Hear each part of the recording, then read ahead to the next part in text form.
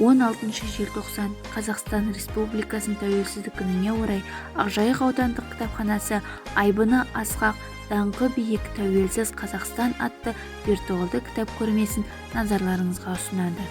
Халқымызға ғасырлар бойғы арман болған тәуелсіздік, егемендік ұстанымдарын биікке көтеретін бұл күн біздің отанымыздың әрбір азаматы үшін қастерлі мереке.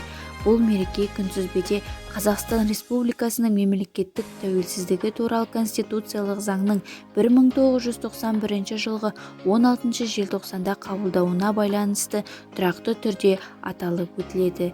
Кітап көрмесіне тәуелсіз Қазақстанның тәуелсіз тарихын, жарқын сәттерін баяндайтын, тұғырын биік ұстаған Қазақстан 29 жыл ішіндегі жетістіктерді мақтан етіп, мақсаты мен мүддесін айқындайтын мәңгілік ел Қазақстан, Қазақстанның жаңа тарихы, Қазақстан Республикасының тұңғыш президенті Нұрсұлтан Назарбаевтың тәуелсіздік шежіресі, мәңгілік ел, тәуелсіздік дәуірі, Асқарбек Бектемісовтің тәуелсіздік тартуы, Қазақстан қара шаңырағымыз, тәуелсіз Қазақстан күннен күнге оқиғалар хроникасы, Атамекен атты әдебиеттер қойылды.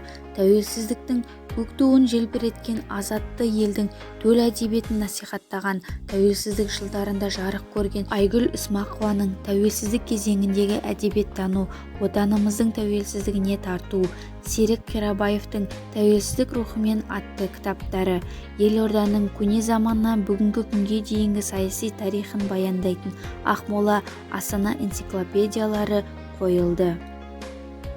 Көк байрағы желбіреген, бүгінгідей абыройлы да айбынды, беделді де берекелі, ынтымағы мен бірлігі жарасқан елдігіміздің тәуелсіздігі баянды болғай.